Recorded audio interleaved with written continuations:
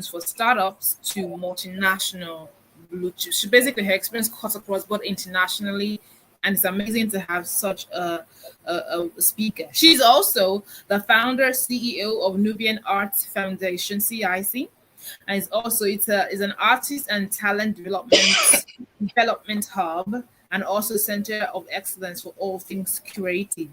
She also has gone ahead to win multiple awards. She's also for Miss and Mr. Nubian pageant. That is an arm of her foundation as well. And she will be speaking to us today on the topic, the importance of excellent delivery in freelancing. You're welcome. Thank you, everybody. First of all, I'd like to thank Femi Johnson for this wonderful platform. He is someone who can approach you via, to be honest, this actual forum itself is one that everyone has met Femi, I'm sure, not face to face, but over the various digital platforms. So I'd like to thank Femi for his tenacity in garnishing every single individual who has spoken before myself. We've all galvanized every single aspect of outsourcing. And as you said earlier, I am the last speaker, and I'll be talking about the importance of delivery in freelancing. Now, we all know what freelancing actually is, and because of the pandemic and various other factors, the gig economy has grown by 30% since 2018. So the gig economy, as it's terminized, is a gig. Now, that particular gig that someone has decided they are good at, obviously I'm not going to rehash what the previous speakers have said, we'll actually look at the word gig. Freelancing equals a business. So business opportunities have grown threefold in the last 4 years. Now, when it comes to Africa, they've positioned themselves in a way that the last 2 decades have enabled them. Now, my heritage is Nigerian, and I've had the opportunity to see both sides of the coin when it comes to Africa and Europe. Now, my topic, as I said, is delivery.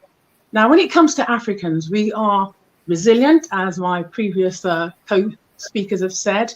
We have superlative levels of intelligence, education in abundance, universities are springing up, grades are getting better, and brand Nigeria, I'll speak for obviously what I know, has grown in Europe. So as they say, an average European, I'd say a Caucasian, when you ask them about Nigeria, they will actually exemplify one major factor, that they're very intelligent, they're business minded. And from a freelancing perspective, and for someone who's trying to penetrate into various parts of the world with their business, that actually is deemed as positive. The global economy is embracing the intelligence, the skill base, and the determination for business growth. But when it comes to delivery, the question is, are Africans able to align their experience, their skills, their tenacity, and their determination with their delivery? And sadly, they haven't been able to be as successful at the latter part of penetration. So galvanizing every single aspect of your business to ensure sustainability has to home in on the latter stage from a continuous business or sustainable business perspective. So we've all heard of sustainable business, various business models. We can adopt, we can package everything. You can have the best website. The CEO can package themselves as the best speaker possible. They can have so many fans, followers, etc. on social media. Sadly, that doesn't cut the grain, because when you deliver your product, your service to a global world, you are being benchmarked on a global standard. So competence-based wise, let's say in Nigeria, for example, if you're procuring a contract to your fellow Nigerian, the service level agreements may say X, Y, Z. You may not meet them, but the good thing is you will get the contract, and there's chances that you may have that contract renewed based on the fact you know the right people, and literally you are a competent networker. And that's one of the differences that somebody who's trying to penetrate out of Africa may encompass as one of the barriers to business growth. So if you're thinking about diversifying your business services, etc., within Africa and actually growing, the chances are, if you have the right connections and you're networking with the right individuals, the chances are you will be successful. The problem you may encounter is when you try and, for example, fill in a procurement or place it, respond to a tender in, let's say, London. The standards are not just different, they have to be adhered to. And that's where delivery has to be an area of concern for any individual who is thinking of growing or outsourcing to the global economy. So in terms of delivery, what are the main things that you need to have in your growth toolkit? Okay, so we'll call it a delivery toolkit. I'll just bullet point it. There won't be any presentation, but I'll just go through what you'll need to know or need to have in your toolkit. And obviously with the word toolkit, it's a business development and sustainability toolkit. Now, if you haven't, I think one of the previous speakers mentioned speaking the right language. So whoever you're speaking to out of even Nigeria, maybe a different country, one thing you need to be very mindful of, once you procure for additional business, if you aren't speaking the same language, you're not going to get very far. Now, even if you are, and I'll go back to Nigeria, because Asia, as my previous co-speakers have said, speak English on the same level as Africans do, they have an advantage over non-English speaking countries. For example, in Africa, there are many non-English speaking countries in terms of their first or second language will be Spanish. Let's say, for example, Equatorial Guinea, where I've had the where I've had the privilege to have visited. So one of the problems they had in Equatorial Guinea is their first language is Spanish. So when trying to procure business from a small two-person organization, the barrier they faced was the language barrier, because obviously they're non-English speaking. Nigerians don't have that problem, but why do they have come to a stumbling block when they try and grow? And that's based on the service level agreements, first of all, not being understood. So if a global customer or client stipulates they want a certain particular standard or even a time scale, because of bad habits that have been learned over the years, we all know when it comes to African timing, we are not the best. The thing is, those bad habits need to stay on a personal level. When you're procuring for a contract and they ask for X, Y, Z, when you're trying to deliver that contract, your client is watching you like a hawk. Now, from a European or a US perspective, once you failed at the first hurdle, two things are going to happen. They will allow you to continue till the contract ends, or they will actually say enough is enough. But the main point I'm trying to make is repeat business, your business growth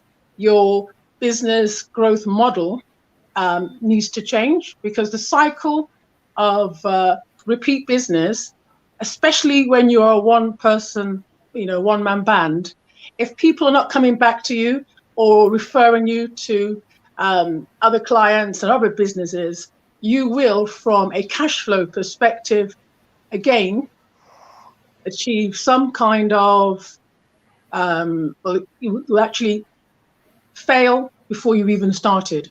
So a business growth cycle is based on, obviously, the introduction stage. Now, just imagine now you're about to start a digital marketing business, okay? You've got everything in place. You have friends, they've encouraged you, they've said your skills are fabulous, you need to start your own business. So you go on to, let's say, a platform that allows individuals who are trying to grow their business within the gig economy, let's say Fiverr, for example. Now, as long as you've got a skill, you can open an account and you can start your digital marketing business there. The problems that I've actually encountered using freelancers is, I'm using Fiverr as an example. When you approach someone, let's say for graphic design work from Europe, they seem to adhere to the time scale, but sometimes the quality of their work isn't fantastic, but they do deliver. And obviously when they deliver on time, there's scope for augmenting the work. Let's talk about Africans who are on Fiverr, and not all of them. I'm just saying a general consensus is the time scales that you ask them to adhere to, from my experience, their work is actually superlative. So in terms of the specification, they've met the specification in terms of what you've required. The problem is delivering that specification. The quality of it is, fluctuates, but the time that you ask for that particular piece of work, etc., or service doesn't seem to be adhered to. And that's where, from a delivery perspective, time management and time scales need to be revisited when it comes to a continuous improvement model. So continuous improvement is something that an outsourcer, a freelancer, has to embed in order to affect change. To improve continuously, you need to go back to the drawing board and ask yourself what went wrong. The problem is acceptance. Every individual, whether working autonomously or collaboratively, will encounter problems. Now, sometimes those problems are not your fault, but let's assume they are. One has to revise their continuous improvement model in order to affect change when it comes to delivery. And in terms of affecting change, the first thing is mindset. That's it. It's a simple thing. You don't need to go to university. You don't need to do numerous courses. It's about being honest with yourself when it basically comes to a delivery failure. Why did I package my proposal fabulously? Why did I get awarded the contract? Why did I lose the contract? And lastly, why wasn't that contract renewed?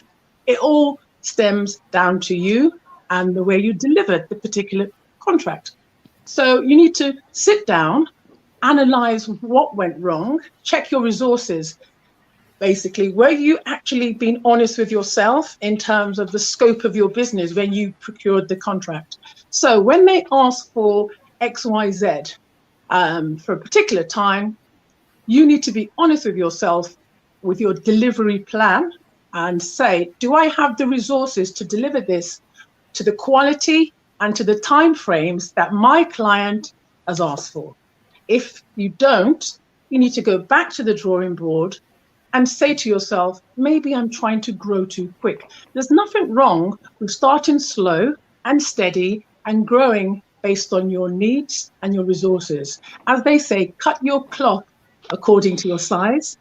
The same thing is applicable with business. So if there is a stipulation, for example, you need to visit or travel to a particular country once every month, and you've never been to that country, and obviously if you're coming, let's say, from Nigeria, visas, etc., can be quite tedious to get.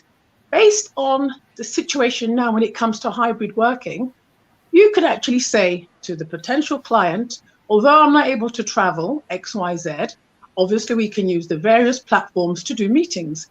It's best to be honest, and then that could be your contract could be augmented so that the delivery plan is attainable. The problem is, because we are, as Africans, want to grow sometimes too fast, we see the potential hurdles and actually believe by praying to God, etc., that particular hurdle is going to vanish. Sadly, that is not the case. The client wants XYZ. You procure that contract based on exaggerated expectations. Sadly, you will end up losing the contract.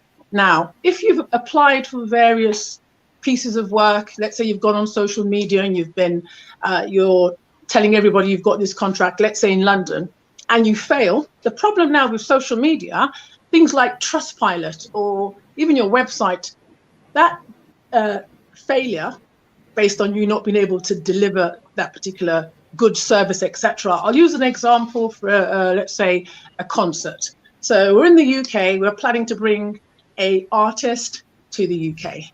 The manager said, there was no problem, he's, we'll get a visa XYZ. We booked the venue, we find out 2 days later, before the actual event, that the promoter has not even had any success at all in applying for the visa. But you would have known that at the beginning, but didn't divulge that the person he was trying to help to bring over has problems traveling for whatever reason. Now, when that is communicated by the actual client, because of the advent of social media, that's actually going to give that particular person a blacklisted kind of brand. So in terms of delivering successfully, the blueprint has to be adhered to based on the fact that your mistakes, unlike 20 years ago, are not actually, is not something you can actually keep to yourself. If somebody makes a statement that this person, I gave them some, say graphic design work and they didn't deliver on time, the problem is that lack of delivery or imperfect delivery could be made public. And that's the advent of social media has been fabulous when it comes to being an opportunity for your business to grow. But if you fail to deliver, sadly, the world could potentially know. So back to what I was saying about the delivery model and the your delivery plan. You need to be realistic. You need to be honest.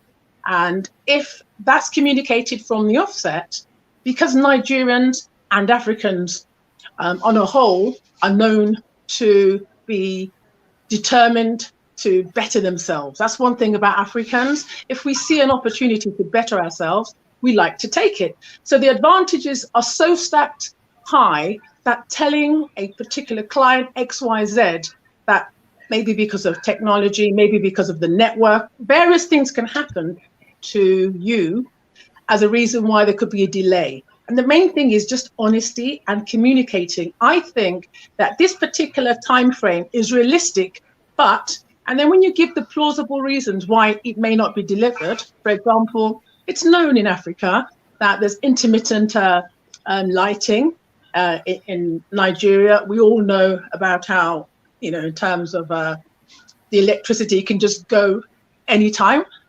We all know when it comes to networks, as we experienced earlier, anything could happen.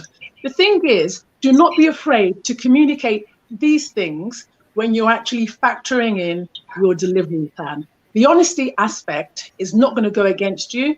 When you're actually not being honest, that's what is actually going to be the biggest downfall when it comes to growing your business, your brand as a freelancer.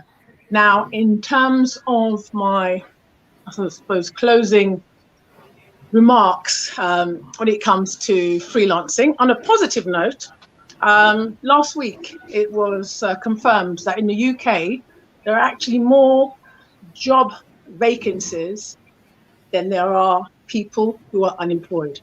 So that basically means there are more vacancies, and UK in particular don't have enough people to fill them. Now I work in the, let's say the corporate sector. from a 9-to-5 perspective, and I'm not talking about the creative side now. So based on that particular factor, you can Google it, it's there. There are opportunities in various sectors: finance, IT, the creative industries. The biggest one, which I will be doing something separate offline on my own platform on Instagram, is the health sector. Now, people ask, is a person, for example, a nurse or a care worker, a self-employed entrepreneur, etc.? Now, in the UK, there are many individuals who are self-employed care workers and nurses. So in effect, the UK are positioning themselves. They've obviously approached different continents, but thankfully, having been successful outsourcing work to Asia, thankfully, Africa, Nigeria are now being considered for the healthcare jobs, or the lack of individuals to fill them.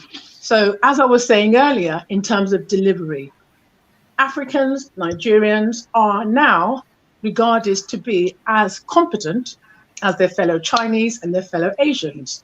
The only drawback, as I said earlier, is the negative perceptions pertaining to our abilities with regards to quality and delivery. So based on that, all we need to do is quite simple: to be on par with the Asians and with the Africans, even in Nigeria or Africa as a continent as a whole. All that needs to be done is quite simple. The delivery model needs to be augmented in order for the world at large to know the negative perception with regards to Africans no longer exist. Africans at large can deliver services, business as good as anyone else. And I think on a positive note, that's what we need to be mindful of. Delivery is something that can be changed. It's just a mindset and a behavioral thing. It doesn't need you to go to university. It's just sitting down and saying to yourself, I really feel I can grow my business. I really know that I may have failed in the past because of X, Y, Z, but with mentoring programs like this one, if there's any problems in terms of delivery, reach out to someone on social media, reach out to me, my name's there, reach out to anyone who you feel can give you an extra advantage that can help you deliver your product or service within Africa or beyond. And that's what I feel we should end this wonderful session on, in terms of hope. There is, as long as there's hope, we have every single thing in terms of skill set, knowledge. It's just making sure you're aware that from a global perspective, there are areas that we have not been delivering on, and that's obviously the toolkit in terms of making sure you are ready to experience the growth, making sure you are ready to procure for the growth by changing your mindset and your behavior and the culture at large of your business. And when we talk about culture, the outsourcing gig economy culture, basically the culture has changed. It now is being more accepting, but the standards, because there are more people vying for the same amount of business, have actually increased. So all you need to do is augment yourself and your mindset and watch the growth happen. All right, that was Dr. Jacqueline Wabara. Thank you so much for